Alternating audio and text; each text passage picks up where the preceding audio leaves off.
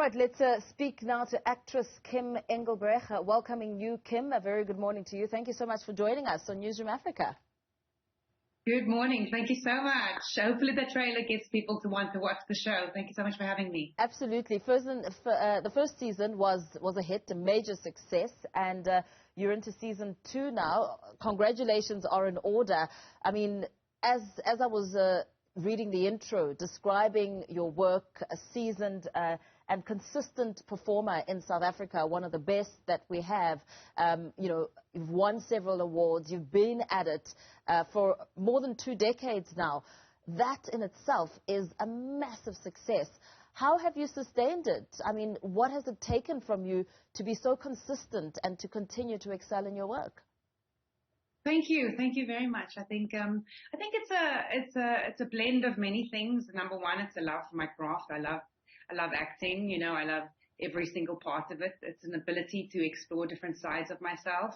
I've been very, very lucky to be part of this industry and to try different genres as well. So I think for me, it's just an exploration of who I am, what I'm able to do, me trying new things, and also a lot of people giving me amazing opportunities. So it's a lot of people helping me along the way. Definitely that also. Now, this amazing opportunity coming in at season 2, you play the role of Reyka, which one can imagine comes with many layers, a lot of intensity, as well as some harsh realities. What did it take for you to embody this role and showcase it with such excellence? Thank you very much. I think number one, Rowan Dixon wrote such a compelling script, so you really wanted to do it justice, So every single time we approach, just like we did with season 1, we get given a vast character bible of who she was and what she's all about, and where she finds herself in life as well. So that definitely lends itself to giving or bringing out the best in yourself in terms of performance. Also, we shoot in a secluded area, so we all away on location, and that I think gives you an opportunity to 100% immerse yourself in the character and in the material so that you can do it absolute justice. So tell us more about Reyka, especially as we head into the 2nd season. What can we expect?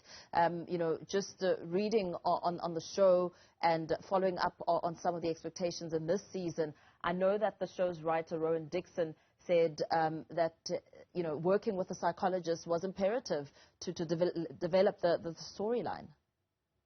For sure, I don't really know exactly what Rowan's process is, but I'm sure it is intense because I think he is deeply rooted in the preparation and in research. I think when it comes to where we left off with season 1, she was on the hunt for a serial killer in the cane fields of KwaZulu-Natal, which was an incredible backdrop for the show. It's green, it's beautiful, it's lush, it's seeing KZN like we've never seen it before, just having that big drone shot of that beautiful green lush area. This time we find her in a different area. She is now at a brand new precinct. She's at Durban Harbour Police. She's upping her skills in sea rescue training.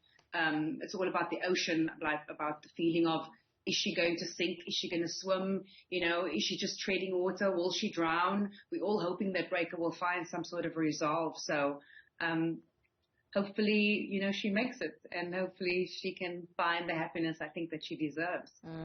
And in that mission to find that happiness comes a lot of emotions, emotions that speak to the South African story.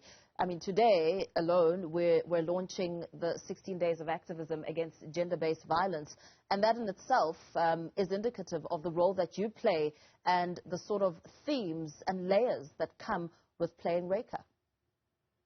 Yeah, 100%. I think everybody on set understands that. There is that feeling of sensitivity that we have to the script and to the material. Everybody understands that what we are talking about needs to be dealt with in the most delicate way possible. And I'm hoping that you might not understand exactly what Reyka's environment is and what exactly she's going through, but there are moments in her telling her story and the emotions that she feels, maybe you could find some sort of understanding with that. And I think with this character, it's definitely taught me a lot of patience and grace in terms of how you deal with those issues, because they do need patience and time. And how has that affected you in terms of preparation, the emotional part of it, and just getting ready for this role?